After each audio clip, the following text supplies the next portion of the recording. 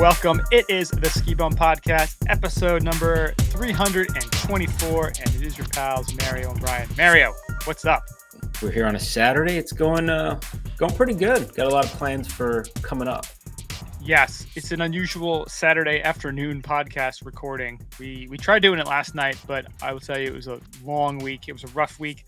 I hit the wall bad, and I threw the white flag up to Mario. I was like, dude, can we just push this out because I am dying. I'm dying right now. And I was waiting for the white flag because I was like, yeah, I was pretty burnt. It would not have been a podcast wrap worthy of our special guest. We had a wonderful conversation with Mr. David Abramowitz, who is the founder and CEO of Kulkea, who, if you don't know, they are a ski, snowboard, travel luggage manufacturer company. And if you haven't seen their stuff, you got to check it out. Their stuff is really high end, really high quality. They got some nice bags. Yeah, their stuff is extremely well designed and well manufactured, and we'll talk way more about it in the main topic. So please check that out. We think you'll love it. Kind of got David's origin story too, how he started the company and what his vision was. And we saw their products up at Snowbound, and we've got a couple things, both Mario and I, and seeing it in person and touching it and playing with it, and you can tell it's a high quality product. And it was great talking to him. Thank you so much for listening. We do appreciate it. Check us out, skibumpodcast.com. We're on the socials, X, Instagram, Facebook, Untapped at Ski Bum Podcast. Do you want to help us out? Do you want to be part of the crew? We would love that. Patreon.com/skibumpodcast. Updating all of the different tiers. We got 4 tiers now. The $100 a month if you want to be a producer, $20 a month, 10 and 5. You get some rewards. You get some good stuff. We got some perks in there, so please check that out. If you want to be a Patreon, we'd love that. Patreon.com/skibumpodcast. Totally worth it. Send us an email. If you got things to say, you want to share some love, some knowledge, some inspiration, some complaints, whatever, skibumpodcast@gmail.com. Big shout out and thank you to 10,000. So I'm still working with 10,000. They are a wonderful athletic training clothing company. Their motto is better than yesterday. And what's cool about their stuff is they are all about making products that are high quality and helps you get to where you want to go. Especially now, ski season's kind of getting underway for most folks. You want to get yourself in shape, stay in shape, so you have a better, longer ski season, check out 10,000. The heart of 10,000 is the idea of pursuit in business, fitness, life, and skiing. And they believe in moving forward with a quiet dedication to constant improvement and to becoming just a little bit better than they were yesterday.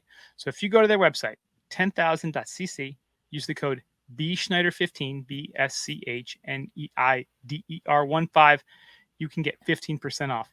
They have some other cool holiday season stuff going on too. So check it out.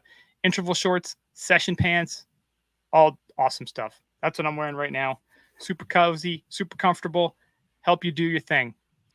Thank you to them. Thank you to all of you. Mario, let's kick this off the way we always do. It's time for Après Today. All right, so my Après today, because I do have to go do a lot of driving after this, is non-alcoholic. So the Saturday after an Après today, I mean, you really, it's a fork in the road if you start hitting it hard at 2:00 on a Saturday. But I am in Florida. Like, it's one of those things that it's the weekend and usually there's day drinking going on Saturday and Sunday. So usually on the water, it's a rarity. Boat, right? Yeah. Well, even not just hanging out. There's a lot of college football on right now. There would be a lot of wings and beer going on right now. Well, speaking of college football, did you see the whole thing with Oklahoma State and Texas? Yeah, that's going on now. They're playing, but there was at a fraternity at Oklahoma State. They found a dead Texas Longhorn, like not a player, an actual animal, like a giant messed steer. up, man. How messed up is that? That is messed up. That's messed up. They don't mess with Texas because let's be honest, Oklahoma is pretty much like North Texas. Yeah, that's true. They're very close, right? They're hardcore, so they're playing right now. So yeah, when you listen to this, the game's already over. Whoever, congratulations to the winner, Cowboys, Longhorns. Somebody. Yeah, it might be close. We'll see. By the time you hear this, it's over. That's for sure. It's over. Yeah. No, so I got a nice raspberry bubbly.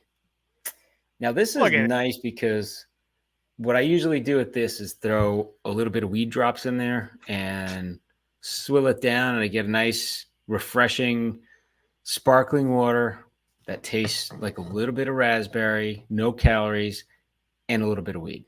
Like it's good, sets you on a nice, even path. Like it's all good. Bubbly and mellow. Yeah. So this is a good choice. Sometimes I'll throw a little fruit juice in with this, maybe a little cranberry juice to add a little bit of cranberry or razzle dazzle. Razzle dazzle.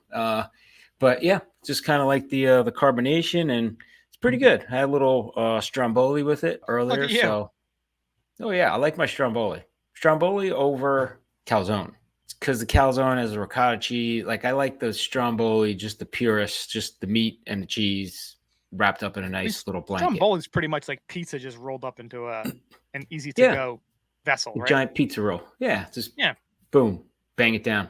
But yeah, so that's what I'm doing. I did have a little Di Serono cream thing with my coffee this morning, so I did have a little bit. This could be bit of day drinking. Our like running meme or gag or something. Like whenever you see like Di Serono, like you gotta like you think about us because it's like our thing now. Like maybe we can get Di Serono to sponsor us. How cool would that be? Oh, that'd be awesome. You send us like cases of that velvet cream. Yeah. So I went to dinner with some vendors from Chicago this week, and we're there at dinner, and they're like, "Oh, have you ever been to Chicago?" I'm like, "Yeah, I was there once." And I've had Malort. And I said, I was like, "Yeah." The misfortune of trying was Malort, and all their faces were like, oh, "You had Malort?" Like they're like, "We hate that stuff, but everybody drinks it." Nobody. And they had stories. Oh, they had stories about like the one person they know that's like, "Oh yeah, they have Malort every once in a while. They like it." Like I don't know anybody that like it. It's like a rubber tire. Because these pants aren't going to shit themselves. Malort. But it was kind of funny. I brought it up with the Chicago group, and they're like, "Oh my God, nobody knows about Malort." They were even trying to forget about it. I was pretty like, epic icebreaker, right? Yeah, that really got me on everybody's side. They're like, "Oh my God, you're like one of us now. Like you've had Malort." Yeah. I'm like, yeah, but you got to have a beer with the chaser, right? And they're like, "Oh yeah, everybody has it. The Malort with the beer." I'm like, it's just a dumb combination because it's horrible. Isn't that funny when they've said like, "Oh, this is how you have to have it"? It's like, no, the reason you have to have that way is because it's disgusting in the first place. You could just ignore the first part and just go right to the beer and be happy. You could just not put that disgusting stuff in your body. How about that? Like that is an option. Just saying, It's like the South Park bicycle, right? Yeah. Why would you want it different? Like that's how everybody gets it. But can I just get it normal? Well, you can. I guess. Let me do that. All right, Mr. Rule Breaker. Right? Yeah, exactly. Okay. Well, did you bring up the idea of the cream Malort? Oh, I was holding that because I know they would have taken it and run with it. That's true. You don't want to give those away. That Malort could be our ticket to fame and fortune is the cream Malort. Oh, dude, you have Malort cake instead of a rum cake? Instead of like a rum cake, you have a Malort cake. Think of that. That seems like a Gillian Keeves like SNL kind of thing. It's like, hey, we got this delicious sponge cake. Let's just pour Malort all over it. Like serve it at a party. You serve it at the party, and everyone's like, "Oh, this cake is awful," and they just start fighting, just beating everybody up. It's like, hey. Yeah, it's like Malort. Like it sets itself on fire. Like it's great. You didn't have to set it on fire for a flare. It does itself. I mean, I can't really think of a time when I've had a piece of cake and go, you know what? I wish this tasted more like flaming rubber. That would really enhance my enjoyment of the flavors of this cake. But who am I? I didn't go to culinary school, so perhaps I'm missing something. And again, these pants aren't going to shit themselves. Amen to that. Well, speaking of pants shitting themselves, not really. But last night, so I was so tired. Like I said, texted Mario. I'm like, bro, we can't do it tonight. Let's do it tomorrow. I actually have 2 apres right now. Neither of them are exciting. Nice. I assure you. So I have coffee, which I've been just like wolfing down all morning from the second I get up. The beautiful Skiba Podcast Yeti Cup. Mm-hmm. That's for sale still. No, it's not. They're all sold out. Oh, this is the highfalutin special order, maybe. One. This isn't. No, these are done. They don't make this color anymore, Yeti. If you have it, you have it. If you don't, I'm sorry, I can't help you. Damn, I can't help you. That said, so last night, before we even were thinking, when the podcast was still a glimmer in both of our eyes around like 6 o'clock last night, I made myself some tea because my wife and I we're in the final stages of recovering from this ridiculous cold we've had the whole month of November. Oh yeah. I made a delicious traditional medicinals, just my go-to tea, honey and lemon. I had 2 sips and then it just sat there all night because I couldn't even drink it. I just had to go to bed because I was so tired. So I got the new Ski Bum podcast and the old Highfalutin Ski Bums one. So I got dual Yetis going on. Is this freaking you out, man? Is this freaking you out? Too freaky deaky. Yes. 2 Yetis. I usually have like 7 on the counter at all times. I got a water bottle too. Like I got all kinds of stuff going on right now. Damn, all kinds of Yeti stuff. That's how we do it over here. But the caffeinated.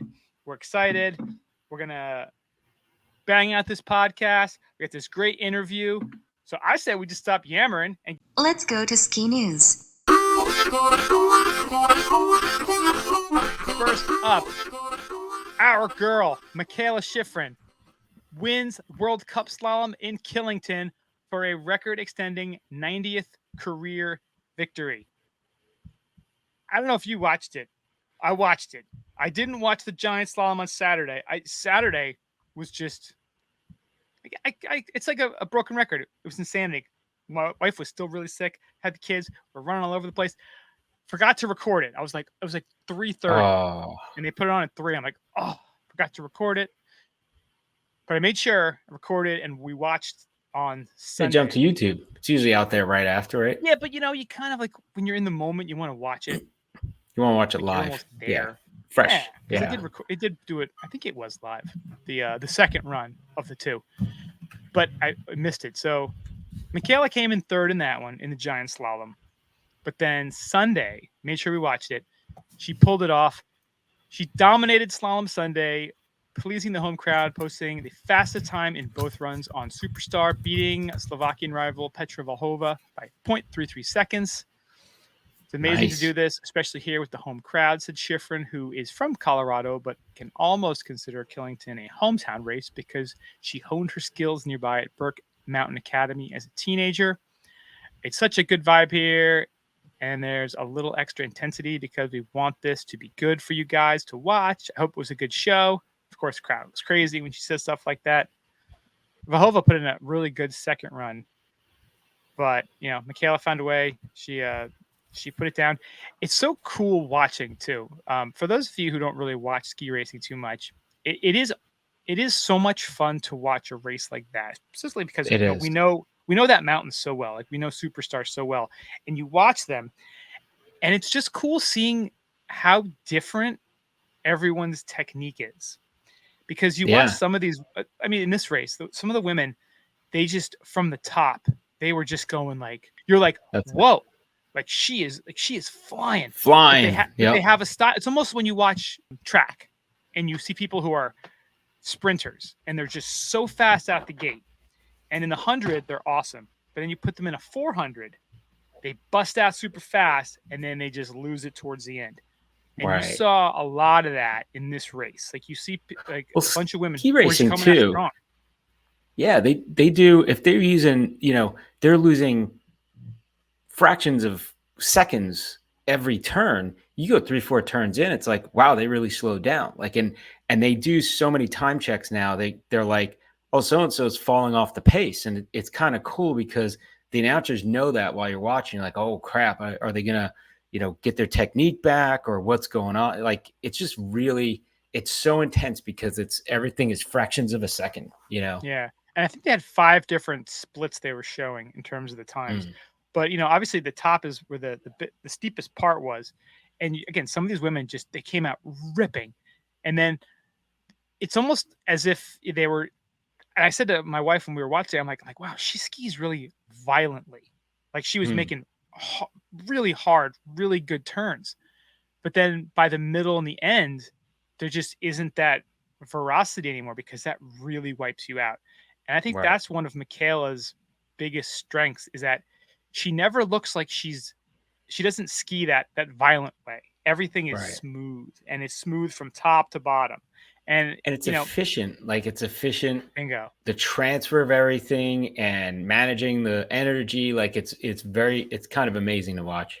And that, that definitely crosses over to other sports as well. And that's when you look at what separates a professional from the very best is there is that ability to almost hold back when you need to, so that when you really need to put forth a little bit of extra, you do have that in the tank, versus always going all out and just maybe using up your energy ahead of time. I mean, you see it obviously in like boxing, UFC, like there's a lot of that where you need to have something left in the tank. You got to keep something in the tank. Some of these guys, if you can survive the first round, not get knocked out, you've got the win, because you're able to, you have that long-term kind of endurance to fight. But UFC, you see it with the grappling.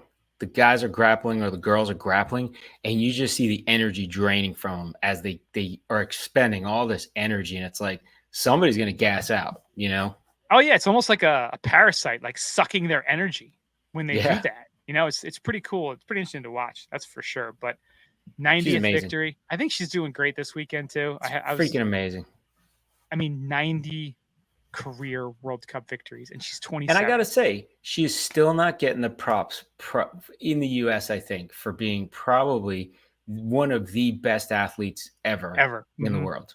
Like, in any sport, like, in women's sports, she's amazing. Though, she is a little, I don't know if awkward is the word, a little reserved even when you see her being interviewed. Yeah. I don't know if that's her being uncomfortable, or I don't know. There just seems to be an authenticity to her. A lot of these people you see who are like quick to like BS and like, oh, the sponsors are amazing and blah, blah, blah. Like, she just seems very like, yeah, I wasn't feeling right. Things were a little tough. She needs like Don King representing her. I don't know. I just feel like there's almost like she's almost too honest in some ways. If she had Don King representing her, they would do a ski off, two racers for like $1 billion, just one race. Lindsey Vonn, Michaela Schifrin, That's ski right. to the death. Ski to the death. Let all the shit talking. That's right. And then after that, it'd be like Ted Ligety against Michaela Schifrin, like just somebody just throwing people together. Wouldn't that be kind of funny or kind of awesome if like Red Bull just came out with something like that and they're like have like bracketed ski racing, like 1-on-1. Be like the live of skiing.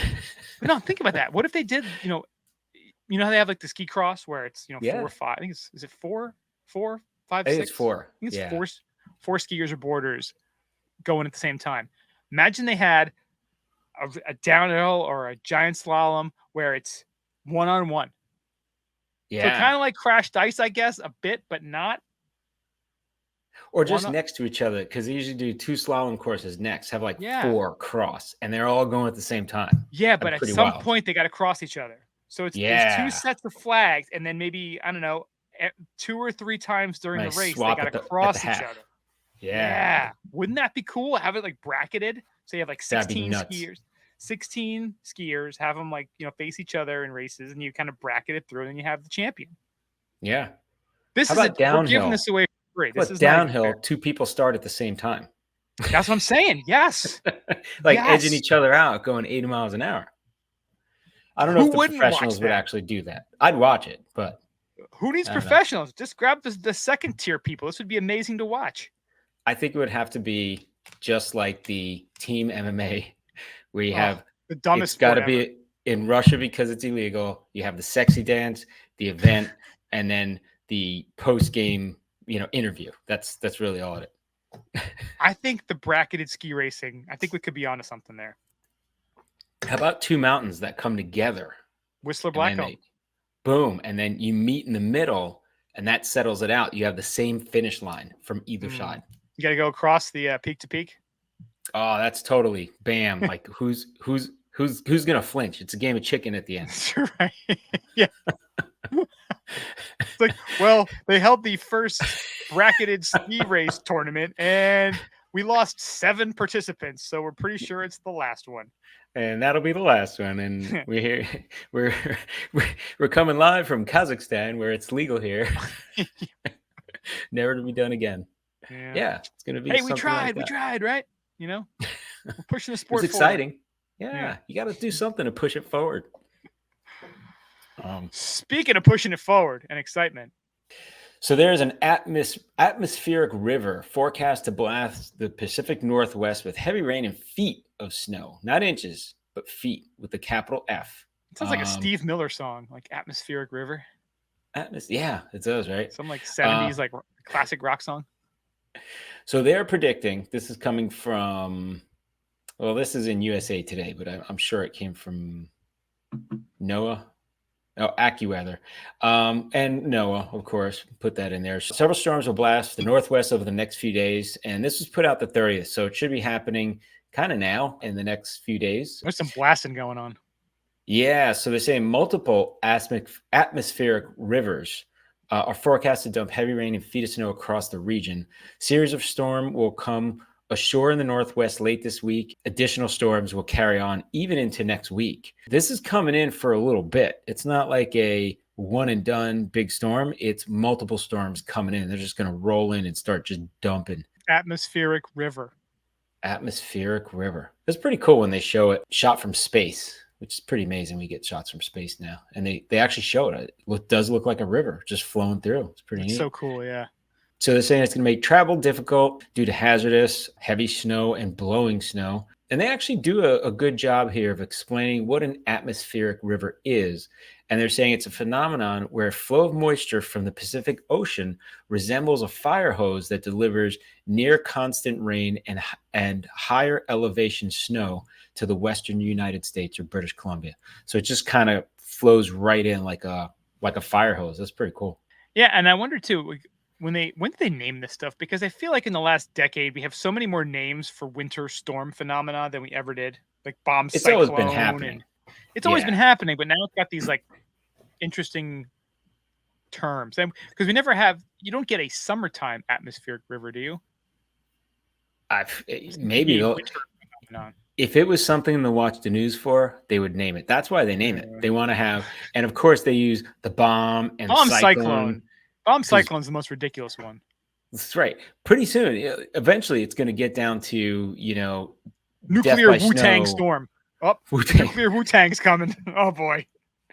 That's right. And it's never anything like calm and serene, like a heavenly snowfall coming your way. No, it's nothing like that. It's bomb cyclone. Like terrorist snow is coming at you this weekend. Thunder snow. Yeah. Thunder snow. Thunder snow. Got monster truck snow coming riding over the whole. Yeah. Depending on what media they're on, they just name it something different. Sky avalanche. Whoa, a sky avalanche? Sky avalanche. That's a good one. Sky avalanche. I like it. We're like, oh my God, we got to get out of the way. Off topic. Sky avalanche. We'll talk about avalanches here. If you haven't seen that Buried documentary on Netflix about the avalanche in 1982 at Alpine Meadows, check that out. That is a fascinating, terrible, dark, interesting story. What's the name of it again? Just Buried, right? Buried is what it's called. Yeah. I think it came out last year, but it just went on Netflix recently. And it's a fascinating story. It's amazing how much things have changed, how much more information we have, and how they actually pioneered a lot of that stuff back at Alpine Meadow back in the 70s and 80s. And I will tell you, if I could go back in time and be a ski bum at any time, it seems like the late 70s out in Lake Tahoe was the best time to do it. That was Hot Tub Time Machine time. It was better than Hot Tub Time Machine, yeah. Yeah. Great White Buffalo. It's difficult. Change is difficult. But what Ski the Whites has just done is they have just changed now into the White Mountain Ski Company. Nice. So in 2016, this is from Andrew Drummond. When he started Ski the Whites, he said, didn't know if we would succeed or fail, just that I wanted to spend as much free time in the White Mountains as possible. With every incremental decision and all of the countless hours that friends and family and community have donated, I couldn't be more appreciative and thankful of where we are today. Short story is that I'm changing our name due to a trademark conflict with Ski the East. Wow. They made I have to acknowledge my incredible coworkers are moving forward with our new name, White Mountain Ski Company, which will carry us through the next chapter of our business. We want to make it clear that while we thought we could coexist with Ski the East, this was purely a business issue, and we do not harbor ill will towards the owners of their brand.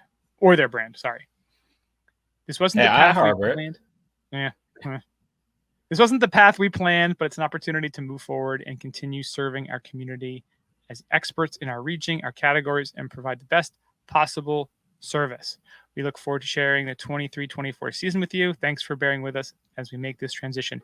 Now, it seems like wherever Ski the Whites is, or now the White Mountain Ski Company, they've always had some drama with this, with the whole issue with Black Mountain and them shutting down the mountain and pulling their uphill program.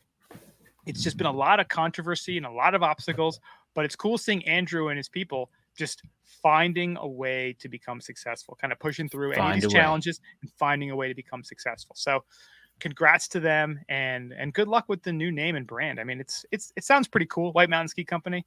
I don't know, Ski the Whites, it was okay. I think this one actually sounds a little better. Yeah, I like it better. Yeah. The other one had a borderline of like racism or something. I don't know. Somebody would bitch about it. You know, it was eventual. I'm sure someone did. Somebody's going to bitch about it. So this is more classic name, I think. But now I feel like they got to start making skis. Right? Yeah. Like White Mountain Ski Company, like you got to start making skis. I like it. I like the idea. Could be part of their plan. Who knows? That could be the Ski Bum podcast could collaborate. That will be our foil ski adventure. White Mountain Ski Bum podcast company. Boom. All right. Boom. I love it. Well, again, congrats to Andrew and the team, and best of luck. And yeah, I mean, I think it sounds good, and I hope they have an awesome season up there in the beautiful White Mountains of New Hampshire. That's awesome. And that wraps up the old ski news. And now on to our main topic.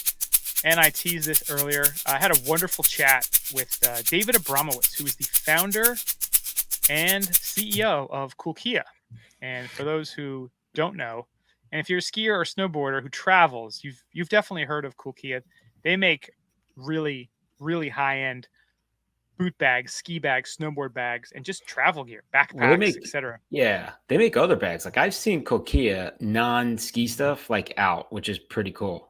Yeah, I have their mountain biking bag and backpack, which, you know what's cool about their company is that you can tell, and David talks about this in the interview, is that the people who create the products are people who use the products. Yeah, you know, he's a skier. Nice. He's been a skier for a long time. His family skis.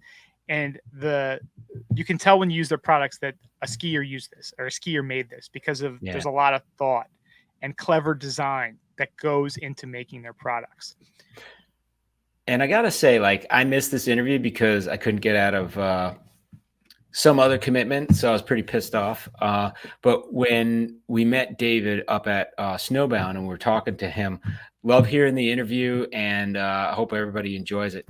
We think you'll dig it. So here he is, Mr. David Abramowitz.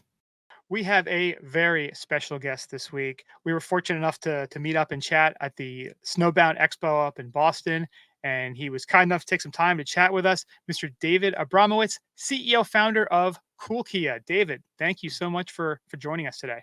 And thank you for having me here. I really appreciate it.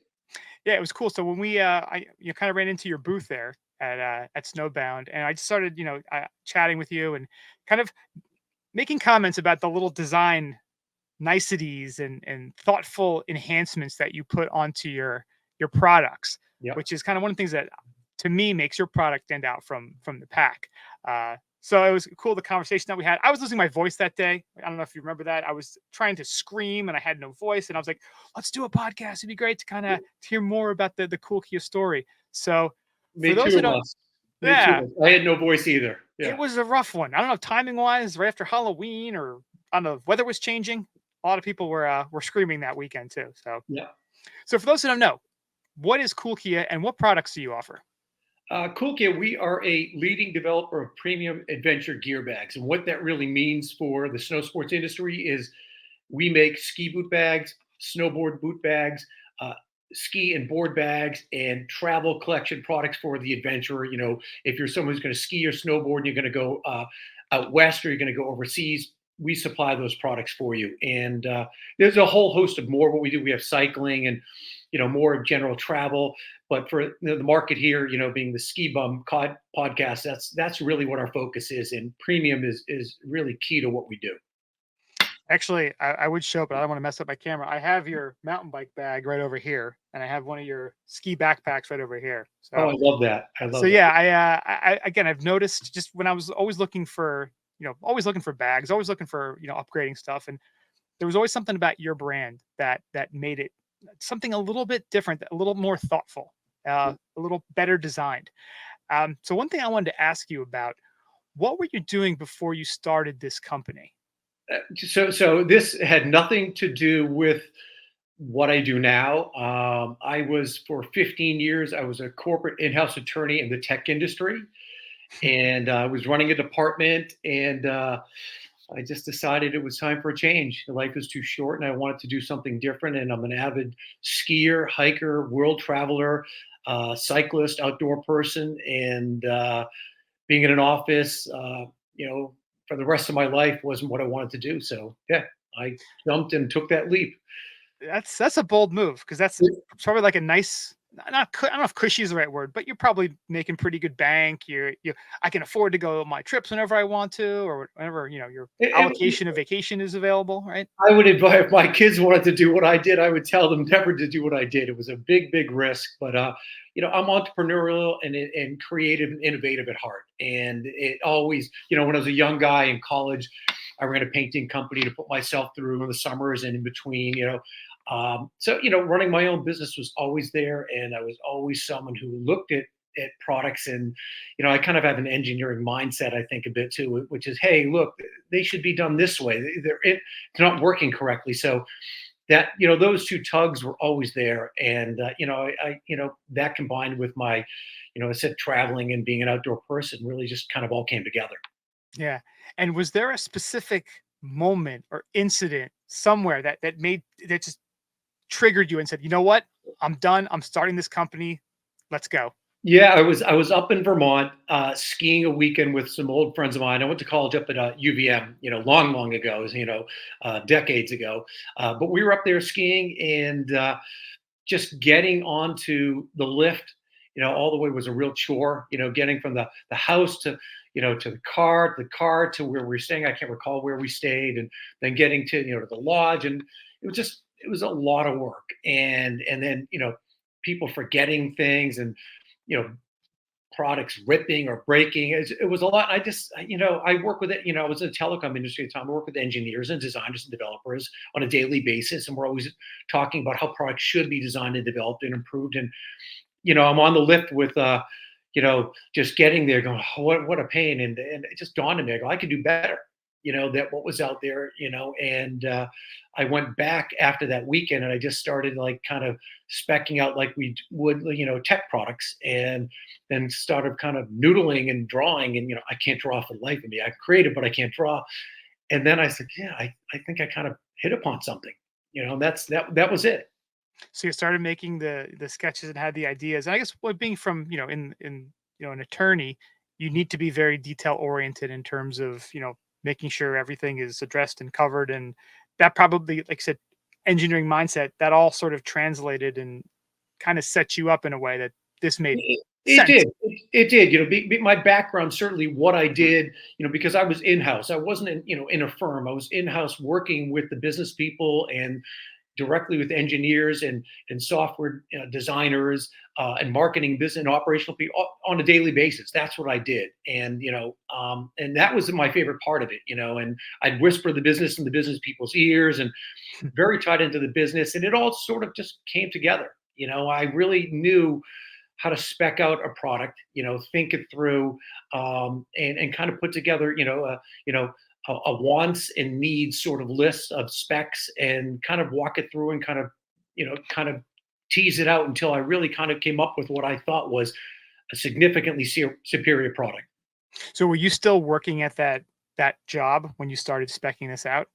I was, and I already knew that I wanted to start a business. I just didn't know what it was going to be, and I'd had some offers to, to become a head attorney in a biotech firm in Cambridge, Massachusetts, and And then, I'd also had some offers to jump on some startups.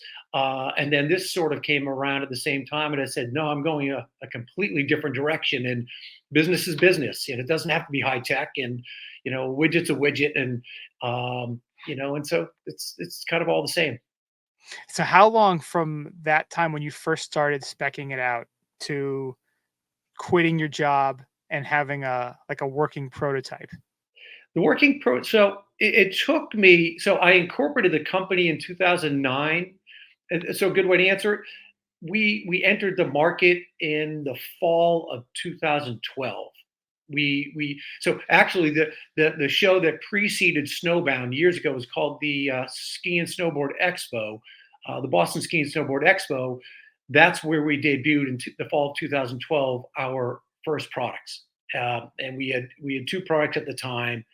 One was called the Ski Trekker, and then the Boot Trekker, and we showed them, and we had, all of one color for each, black and black, and that was it. Mm-hmm. So that was the beginning. So it took us 3 years really from concept to market is really what it was.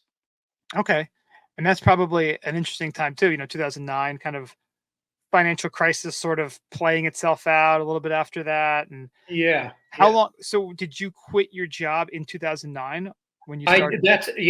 Going back a ways, I did quit it around that time. And I was obviously doing other things on the side while I was working on this. My wife and I, we had young kids at the time. So, I was doing a lot of things, and then I was kind of pulling this together all at the same time, trying to figure out, how to really bring, this soft goods product, to reality, both in one a working prototype, and then how to actually get it manufactured, and then how to actually get it here into the United States. I did try and get it manufactured on a production level in the US naively.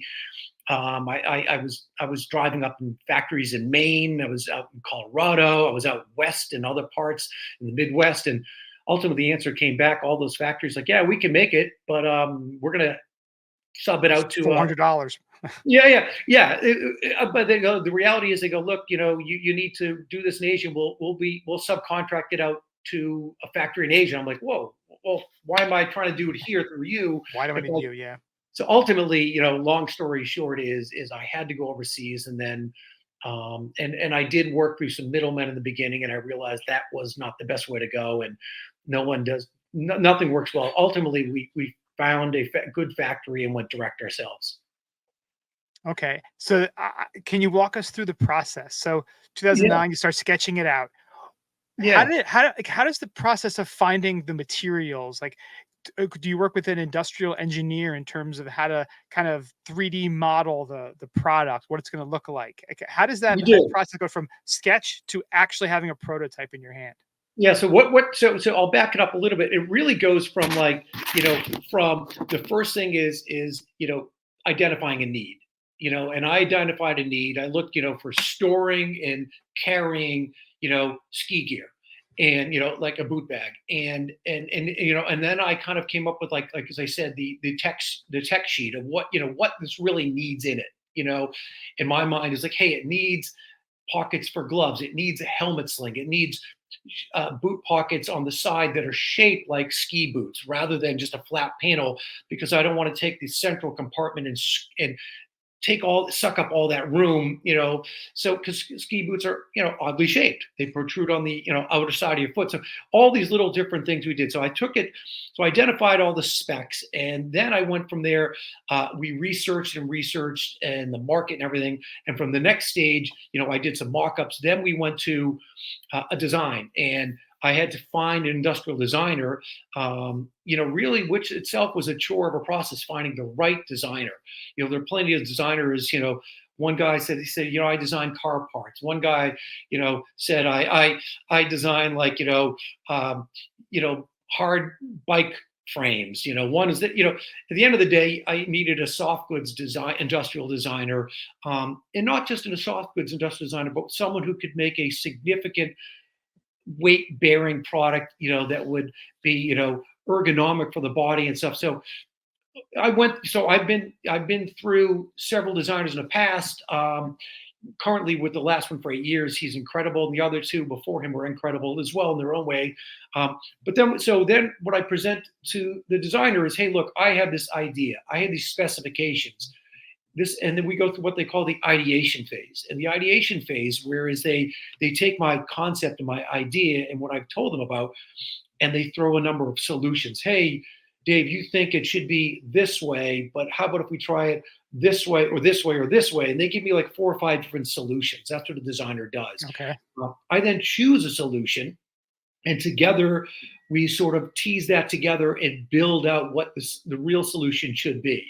In the beginning, my mindset was, well, they're the experts, so they're going to always know.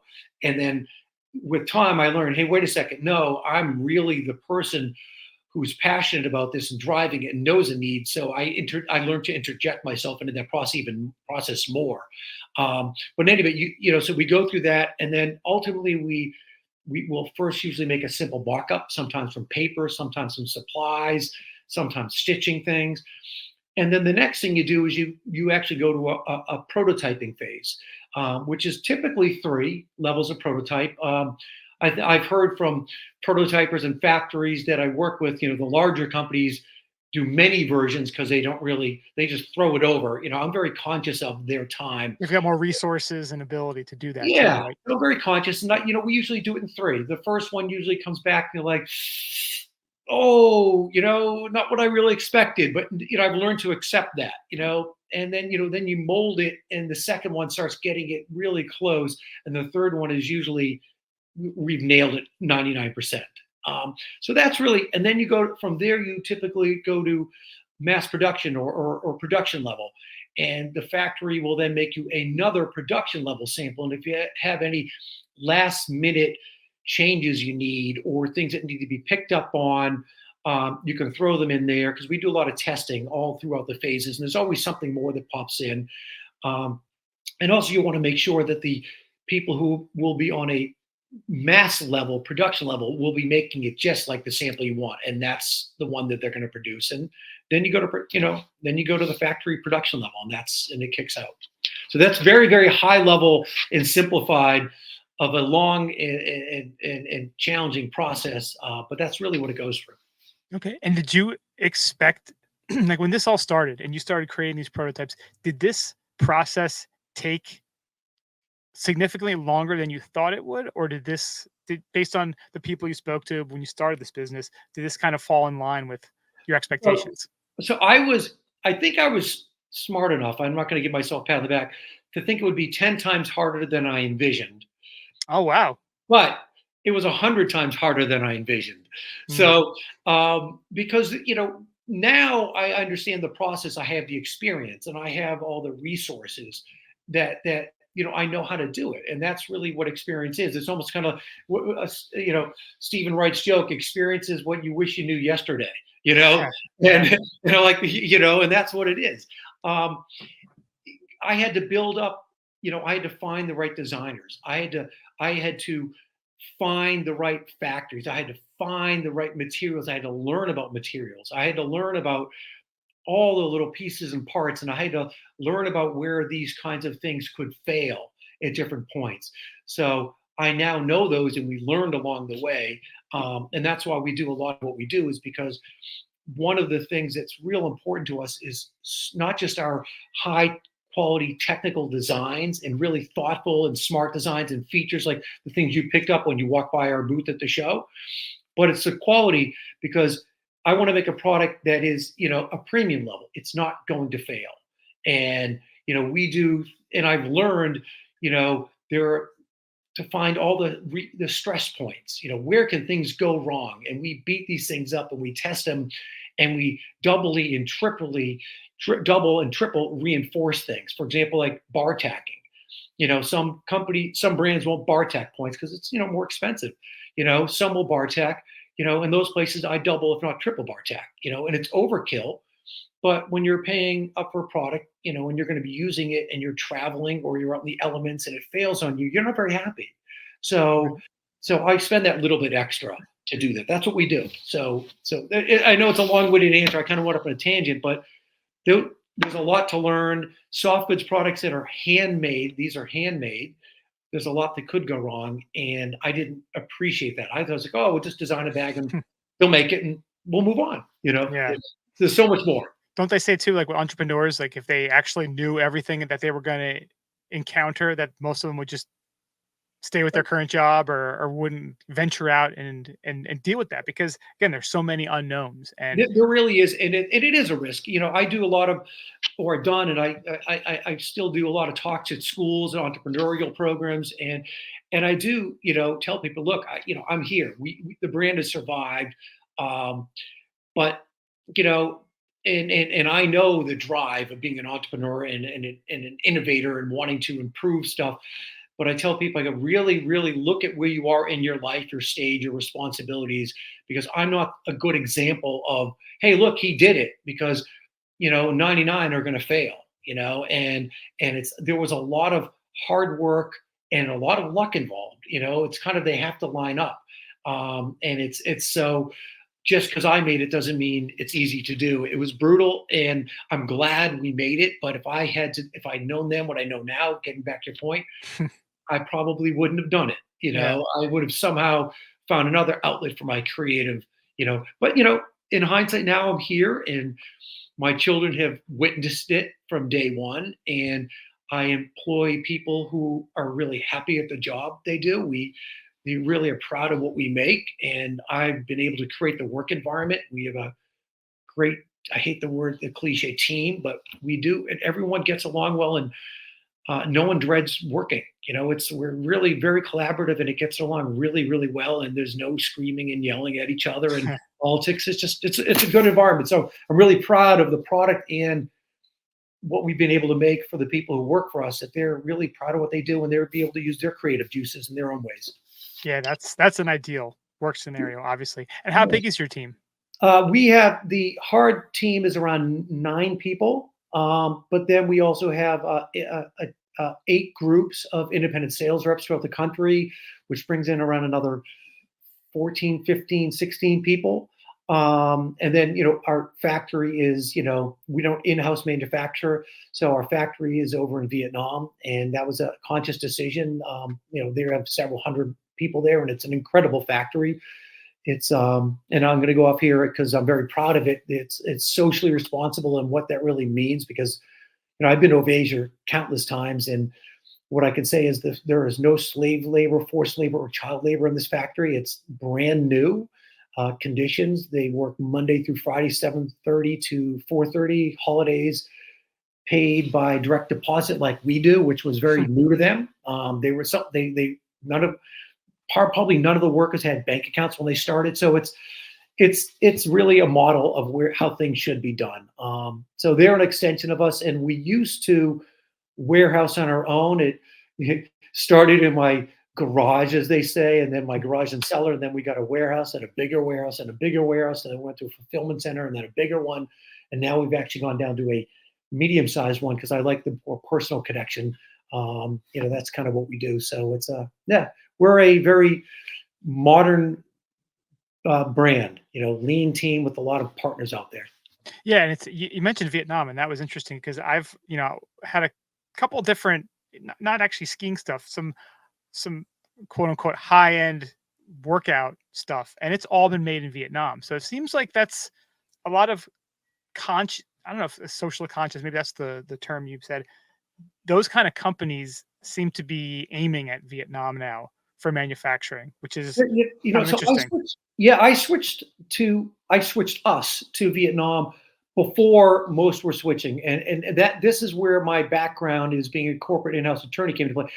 Half my work was international. I dealt with Asia a lot too, and I had where to choose, and I looked at the landscape, and I said, Vietnam is going to bring me things that I'm not going to get in other countries, and the partners I can work at there are going to get the quality of what I want, and that's really what I found there. And and others, for various reasons, political or what have you, and just the pandemic and everything, have really, the gates have flooded over there since. But I went there for the very good business landscape and for the quality we could get and good partners.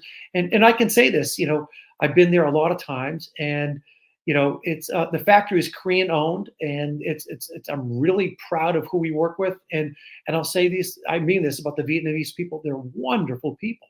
I mean, my gosh, and they're just such wonderful, family oriented, hardworking people, and it just I love going there and meeting them, and it's a wonderful country to visit. I'm a world traveler, and I have been there so many times. I love it.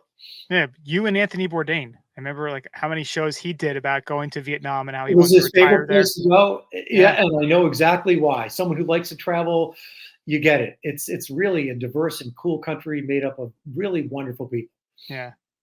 Yeah, that's and it's incredible just to think of what they've gone through over, the war and everything, the 60s and 70s. And imagine someone told you as a kid, you're going to start a company one day, Dave, and you're going to have a factory in Vietnam making high-end ski and I never outerwear. would have, because Right? I remember that as a kid. I was a young kid at the time the war was going on, and but it's interesting. So it was strange to me going there. I'm like, how am I going to be received? And it was right away.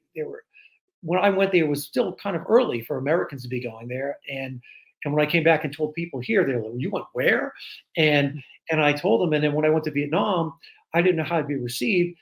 They were really curious, and they were open arms to me and polite. And someone said something. Someone made something very profound to me and explained it to me in a bigger understanding. They said, Dave, our population is very young. That was our grandfather's war, because it is a very, very young country age-wise. And they said, by the way, you're not so special in the war front with us. You go, we've been invaded by the French, by the Americans, the Japanese, and the Chinese, after you in I think it was 1980. So we're just used to it. So you were just one of many, and we don't harbor ill will towards you. This is what the people told me. It's on a person-to-person level. Yeah. And that's how I look at it. But that's, I mean, for a young population to have that sort of mature mentality towards it is actually extremely impressive. Because you think about how many people just, whatever was implanted in them or genetically, they just, we're French, we hate the English. Like there's just a lot of that just ingrained in people over time. But to have that sort of openness and I guess intelligence, it's extremely profound. It is, and I've felt, nothing is confirmed. Like I said, I've been there many times. Nothing but just opening arms and just people to people, and they're moving forward, not backwards. They're not harboring the past. They're moving forward. It's a beautiful thing. Yeah. Getting back to your product though. Yes. So for that Boston Ski and Snowboard Show back in 2012. Yes. How did the prototype was it a prototype, or was it already pretty much mass produced at that point? It was produced. So the way I look at it, I think we made like 500 the first year, and now we make a lot more. But yeah, it was mass produced, and I called up the people who ran the show, because back then, we called people too, and they said, hey, look, yeah, you can sell at the show because you're not in the market yet in any retailer, so you can sell directly at the show and see how you do. And we sold them like crazy. And what I kept hearing is, you guys made like the iPhone of boot bags. They go, this is like the over-engineered boot bag. And I'm like, they go, you must be a skier. That's what we kept hearing. And we sold tons of them. So it told us that we really were onto something. It was very helpful. Yeah. That must have been a huge, like, just weight off your shoulders, or just a huge sigh of relief, I guess, because of all that, 3 years of hard work and getting to that point and being like, okay, let's see if the market is going to, react to what I'm providing. Yeah, it was very, it was really just, putting a stamp on it. And it was rewarding is all I can say. It was really rewarding to just see these things flying out of the booth. And we had to keep bringing it every night. We had to bring in more. We couldn't believe it. So the need that I had identified up in Vermont, skiing with friends that time, really was there. And people tell me, oh yeah, my bag ripped, or oh my God, I can't fit my helmet in it, and because of the way the strange shape this thing is, or my God, or I forgot something because it was, I thought it was on the bottom, or, all the things that we were solving with our products, they were telling us about. And it was really, and, one of the things I do when we make products, I listen. And, I'm out there still skiing, and we have snowboarders, and we're out there traveling. We're still doing all the things, looking and searching for those needs and constantly improving our products, but we listen. So I do these consumer shows, because I want to hear people, and they tell me all the time, "Hey, Dave, this is great, but I would do this next time.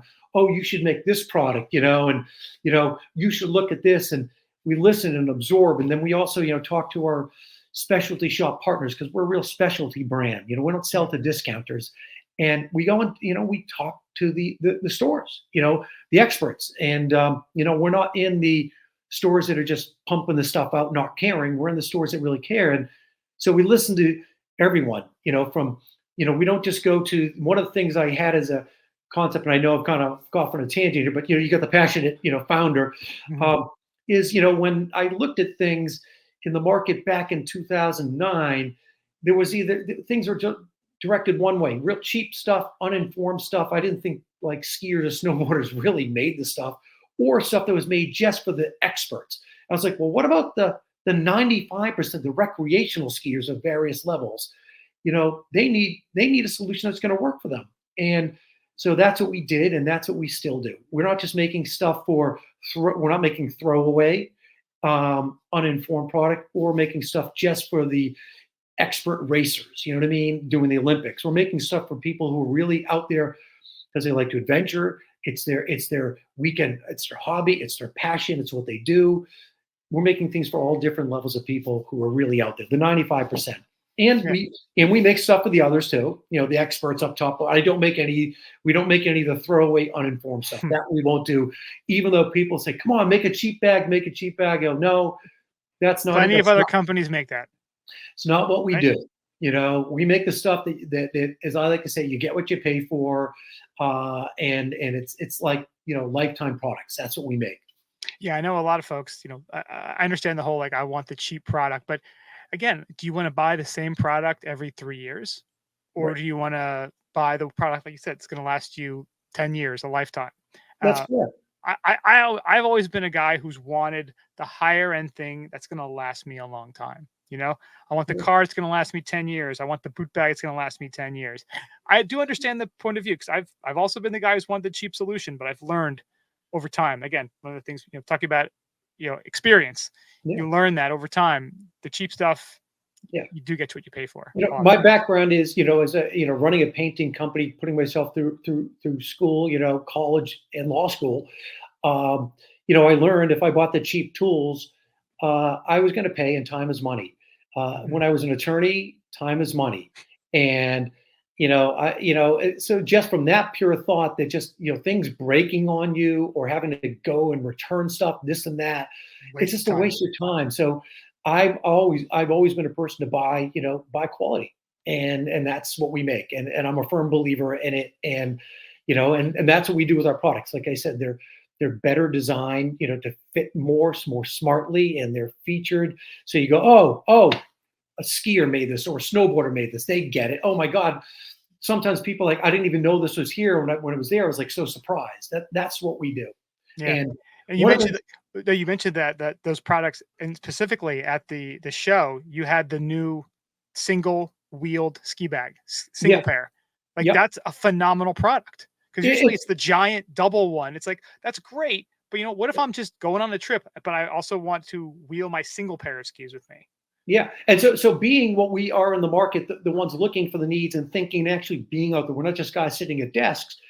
I travel before this all started, when I spoke earlier, I ski travel a lot. And, I've done out West a lot. And for the last, 9 years, I've been doing a lot of European ski travel. And I know what's needed for those travels. And we made a travel collection to address just that. And we're the ones who are leading, with our development, our products. We have several patents out there. But one of the things, and others jump on and they copy us, and the old saying, you should feel it's serious form of flattery, right? Yeah, I don't take it as that. I'm like, I just find it as like, it's just something I don't do just the way I do. But the single roller it's such a, to me, the smartest thing going. It's a no-brainer. Everyone. So if you look back at ski travel, if you go back 15 years, bless you, the ones who were ski traveling were hardcore skiers only for the most part. And they're like, I get 2 pair of skis or 3 pairs of skis. Give me that big bag. And those double bags, which we make, and we make the most bomb-proof one you could have, they serve a purpose. Families going like, Dad's going to take it all. I'm going to put it all in one. Throw the kids' skis there. They're there. Or if you're a racer or someone who has 2, 3 pairs of skis too.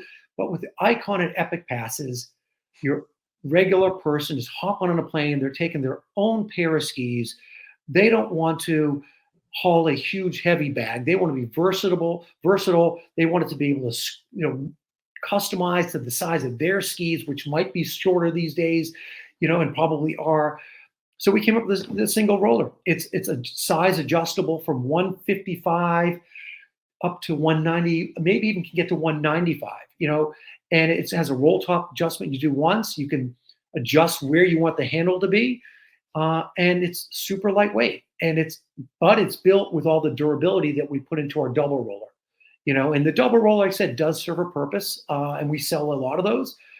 But for me, I'm looking at, if you're a couple that, only yourselves, why don't you each just have one of those instead of one of you suffering, or if you're just a single person, or if you're an empty nester, why would you haul these big bags?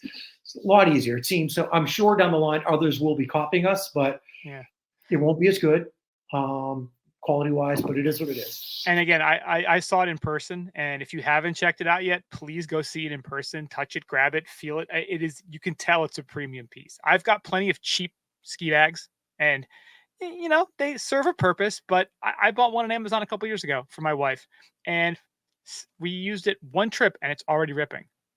Yeah, so that's what we do. One of the things I'm proud to say about like our rollers, I said we test and test and test. So on a double roller, when we were building that one out, one of the things that I was most concerned about, because I already knew from the history of our other products how to deal with stress points and stuff, double and triple bar tacking, how to pick the fabrics, which is something you talked about before, how to get the good fabrics, and because what you might think is a good heavy fabric, what regular consumers might think isn't really it. There's more to it. So I know how to pick those ones. But I didn't know about the wheel systems, the chassis to the set, the kind of bag. So we went and looked at test reports, but then we did our own testing. And, we were looking at, you've probably seen some of the wheel bags with like real pretty aluminum shiny looking or steel looking shiny wheels on the sides. They look great, Yeah. Well, we drop tested those and they didn't survive the greatest. But when we did our drop test, we did something else. We didn't just drop them straight down because no one's going to perfectly drop every time. We dropped them at angles on the wheels, and those wheels broke very quickly. So they look great. Now, if you're out west or in Europe or in Asia, Japan skiing, and that wheel breaks, you're a miserable person. So what we did is we found the best wheels possible with all the drop tests, and we put them on our bag. It wasn't the shiny ones on the outside. It was the ones inside, rugged. And we drop tested, and they did great. And we actually picked the ones that aren't put in with rivets. If you look at the cheaper bags, they have rivets in them. And ours are with 4 screws for each wheel. If you ever break a wheel, we would just send you a replacement in there, and you're off and rolling again. So is that more like never had to send one out, though. Never in all the years. I have a dozen sets of spare wheel systems sitting ready to go. Never had to, but we could. Your bag is not destroyed just because the wheel goes. So that almost be more like a rollerblade chassis then, right? So you could replace that with a like a bolt and that's the whole point. Yeah, you can. So there are lots of ways to look at products. I say even the fabrics, what people think are like the best durable fabric. It's like, no, that's what they call. That might be what we call in the industry cheap pack cloth. It looks strong and rugged, but it's cheap and it's heavier. And heavy is not better. We use a lot of lighter weight fabrics, which are technical fabrics, more expensive. They're stronger and more durable than those heavy pack cloths. So heavier isn't necessarily better. Yeah, that's that you kind of, just the conversation we had kind of answered questions, but also had me think of some new questions. Because you talked about how, meeting with people at the shows, and I saw you chatting with tons of people. When people come up to you, I mean, you can tell you're the CEO, you're the founder, but you are passionate about these products, and you're happy to talk to anybody about them. Mhm. And you just describing what we talked about just now with the wheels, like just that's a huge selling point. The thickness of the material, those are huge selling points. How has this job and being in the industry now, does it change the way you look at skiing and vice versa? Does I mean, because it all started from you being a skier and looking for a different Yep. product. Has it kind of changed the way you look at the industry, skiing industry, now being in it? Yeah, it definitely looks so it's there have been two impacts. One is I get a little frustrated because of the schedule. I can't ski as much as I wanted to ski, because we have shows and they take up time. So, but I make it happen. Yeah. Uh, what I do is I schedule 2 ski trips, and my kids when they were younger said, and you can't work when you're on those ski trips. So I get other trips into like after shows. I get a day or two here or there. And I usually go to areas where we're like we're not in Europe right now, not yet. So I go to Europe because then I'm like I can't even like be drawn in to go see my retailers and dealers and people I know because the kids used to hate me for that. Mhm. So that's one thing. But how I look at the industry, yeah, it does. What it really makes me look at there are premium brands out there, and I really respect those. But there's also a lot of non-premium brands. How about if I use that term? Um, Nice way to and put I it. think Yeah. it's and I think it's very hard for consumers to separate the two. And then there's also, which is kind of sad to me. And and those premium, non-premium brands really work off of discounting. And and like it's just always discount, discount, discount. And when I look at it, it's if it's a brand like that, there's a reason it's a brand like that. They're cutting somewhere. They're either, in my opinion, using a cheaper factory, and we can, you can just put your mind as to what's going on there, or they're using cheaper components, cheaper fabrics, or less than stellar workmanship. Our defect level is incredibly low on the workmanship because the factory we're in is probably, I would argue, the best in the world right now. They only do premium level product. We are the only ski brand that they will take on. The factory owner and I have become such good friends over the years, we visit together. His son actually visited and stayed with me. His son is actually going to school in the States here. Those sorts of connections you don't get when you're just going for cheapest bid. And we don't do cheapest bid. We have a long-term relationship now with this factory. We were a very good factory before, but I moved to this one because I knew it would be better and specialized. So I look at it, I see product, I go, I just wish consumers knew, you can get informed, even bags. It's like, for example, we co-brand with YKK, the zipper company, and they're the best out there.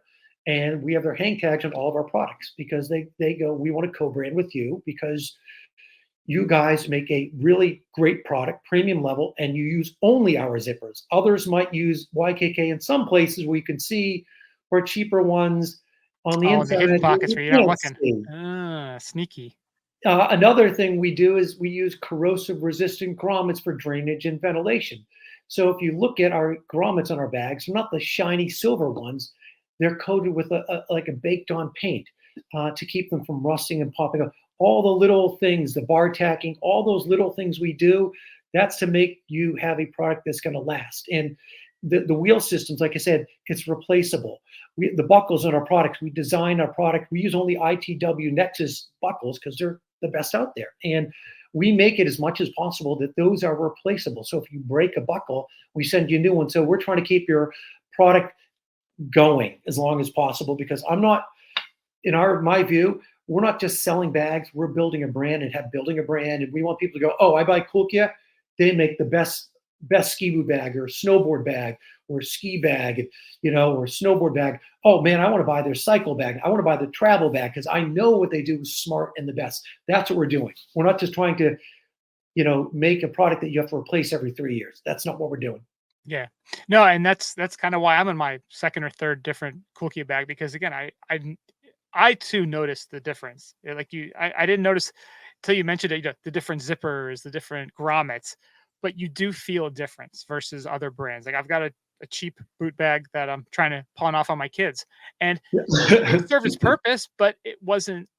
Nothing was thought through. Yeah, Again, I mean, I was going to jump in. One more thing I didn't talk about is like the support systems that are just our regular, what I call short haulers. Localized skiing or just going local, but not the big long travel. We put a hiking grade support system on. I'm a hiker, and when you carry 25 pounds on your back, that's, if you're going for a bit, that's a lot of weight. So we've done hiking grade supports, ergonomically designed, hiking grade lifter straps, sternum strap, adjustable. We throw on the bigger bags, we throw waist belts in there. We know some people don't like waist belts, even though I recommend you should use one that's heavier weight. They're removable or tuckable, but then we use, like, a lot of times we use extra reinforced spacer mesh back panels or EVA molded back. All those thoughts of what we're putting into ours that we know that the average consumer just doesn't know. So point is, that's why they know it when they try it and they put it on. They know this when is they try better. it. And the specialty shop brands out there, as I mentioned, we don't sell to discounters. We sell only to specialty and premium. They carry us as their high-end brand, and they say, we have to carry some other stuff just because we have to, because some people only want lesser product. But we're their premium brand, and that's who we sell to. So, when you go into those real stores, you see us, you can say, hey, these guys have combed through and brought me the best. That's what we, And, there's definitely a spot in the market for the cheaper brands. Cause we were just talking about in the podcast last week, H&M putting out this whole line of ski wear, ski jackets, ski pants.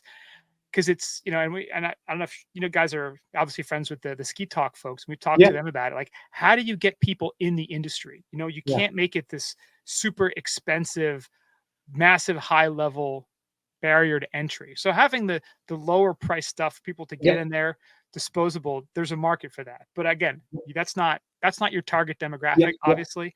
And the folks who do start out with something cheaper, like I've had cheap boot bags, and I've had the Kulkea bag now, and I'm like, it is different. And for people who care about that, it matters.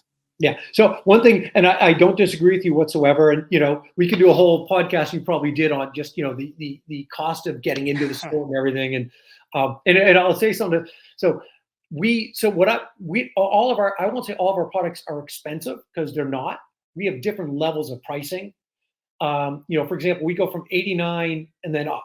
Okay. But where we're not going to go is down to a $30, $40, $50 bag. Our kids' bags are less, but like, we're not going to go there, because to make that, there are things we'd have to do that wouldn't stand up to what a premium brand would be. So it's not just about price. Like, even our low price point bag, at 89, I think it is, or 79, it's still YKK zippers. It's still ITW buckles. It's just not tricked out as much. And it's a different price bag, but it's still a premium level product, just at a lesser price point. That's a difference. I don't like products, like I said, that fail, or have to be thrown away. Even our $89 bag will last, if they want, it'll last 10 years, just not going to be this.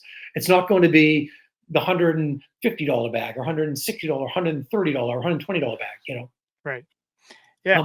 And you also mentioned before about new products and improvements. So you said you get a lot of feedback from users. You talk to people. Do you still are you still coming up with a lot of new ideas for products? Or is it more coming from the market? No, it's both. Like I said, I listen to everyone, and I'm out there myself, and we're still generating a lot of the things internally. But we listen.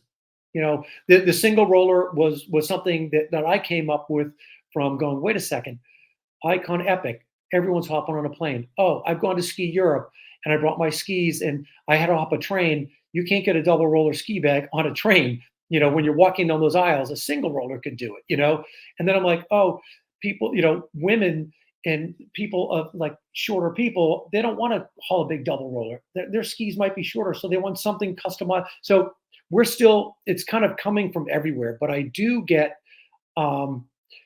ideas that come from the outside. We make a heated boot bag, which is really, really big out west. And that was from our dealers out west. When I would talk to them, they said, Dave, you make the best boot bags across the board. And they said, but you need to make a heated boot bag. So I looked at that. And a guy from the East Coast, I'm like, what? Heated boot bag? That doesn't make sense to me. Pansies out west. Yeah. So then I understood it, and I figured I said, oh no, they're really onto something here.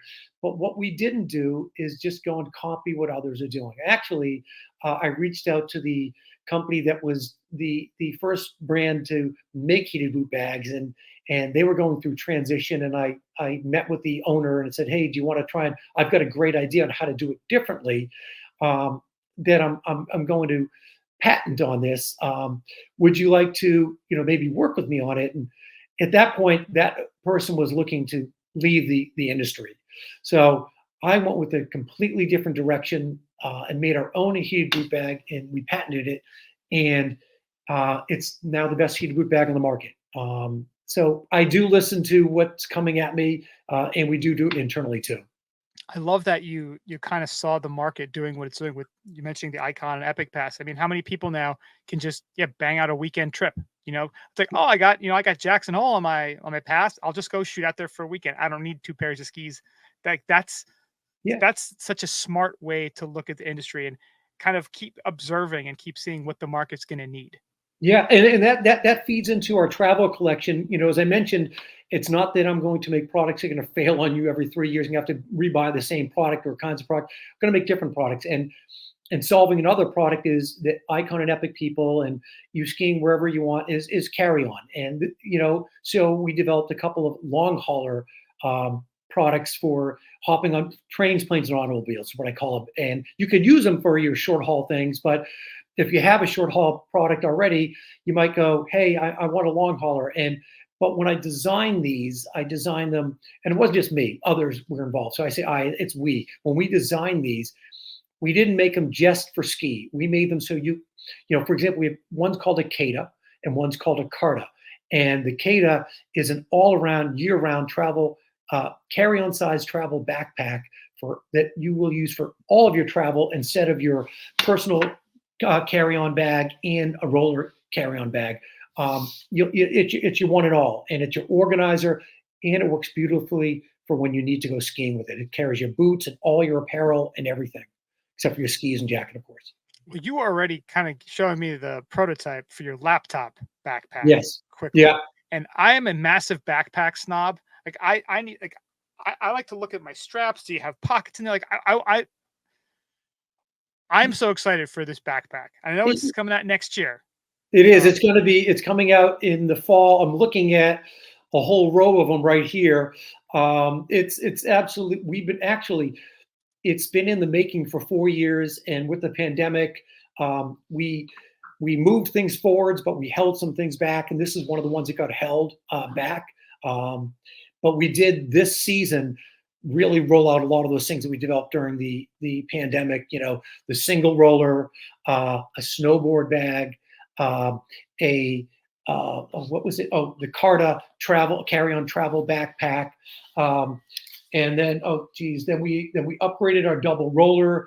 We upgraded our single ski bags and our other bags too. So we did this season right now is a whole bunch just rolling out, and next year more is coming too. Yeah, I'm looking at the site right now. I'm just looking at all the different, the travel products you guys sell. And again, they look very premium. And again, if you haven't gone out and actually looked at it in person and touched it, you will realize just what a premium quality product it is. And again, I love the design thinking that you're putting forth and the solutions that you're coming up with, which are again kind of standing out in the industry. And I appreciate you pointed out that go look at them and see them, because one of the things, kind of getting back to your question about the industry, but I'm just saying in general, everything looks good on the web, and everything looks great with the video and photography. But where we really win it is on the touch and feel. When people come and see our products in person, they go, oh, this is significantly better. And that's really it. So we have the designs and the features and the smartness in it.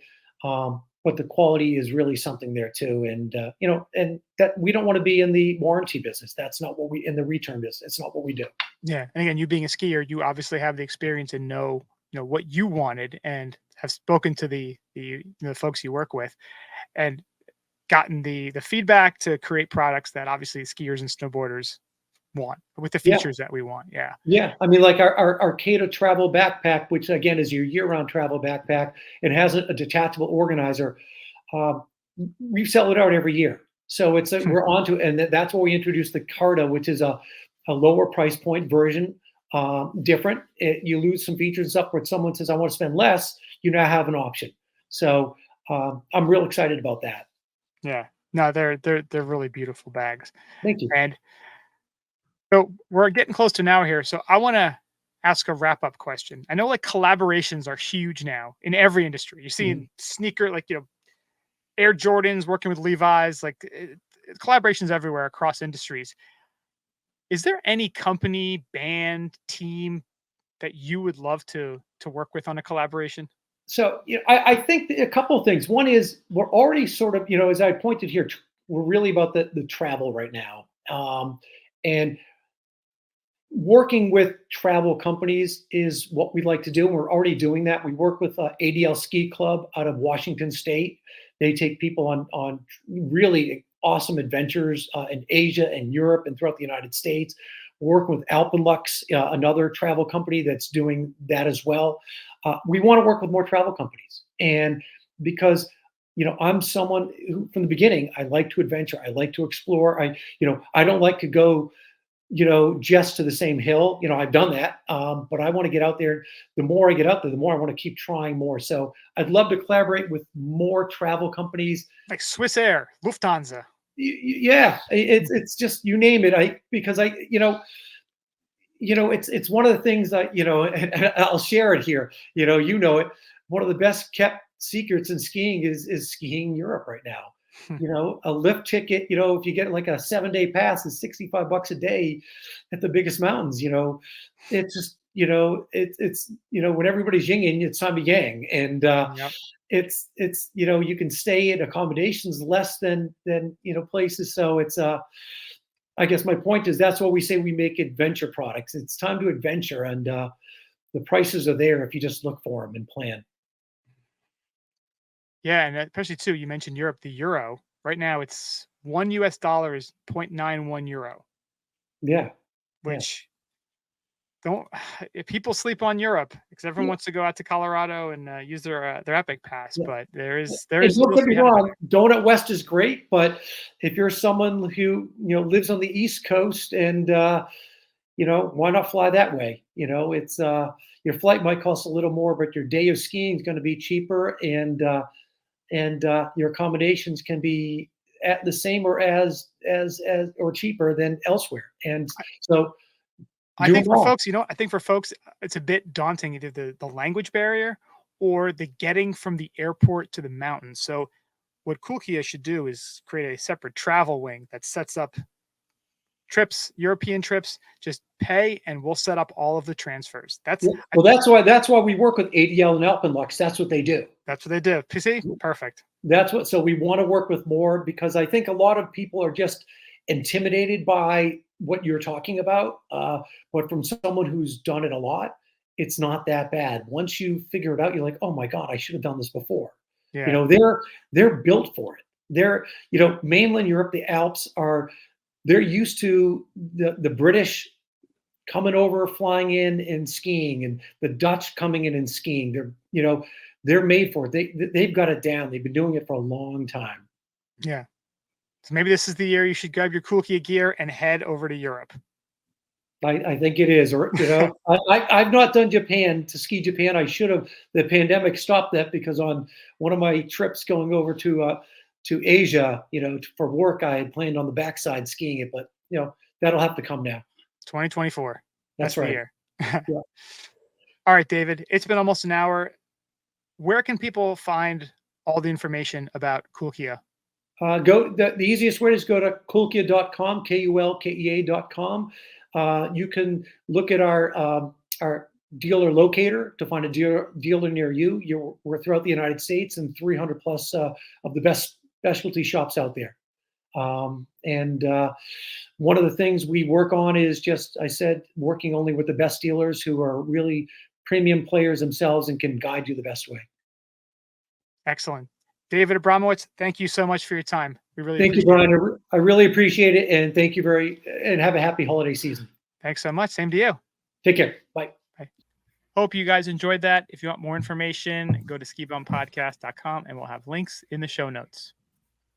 That wraps up this episode. Thank you so much for listening. Check us out, skibumpodcast.com. We're on the socials, X, Instagram, Facebook, Untapped, YouTube, @skibumpodcast. Help us out. Become a patron. Patreon.com/skibumpodcast. If you have any emails, info you want to send us, skibumpodcast@gmail.com. Thank you so much for listening, and we'll talk to you guys next week. Stay high, stay polluting. See ya.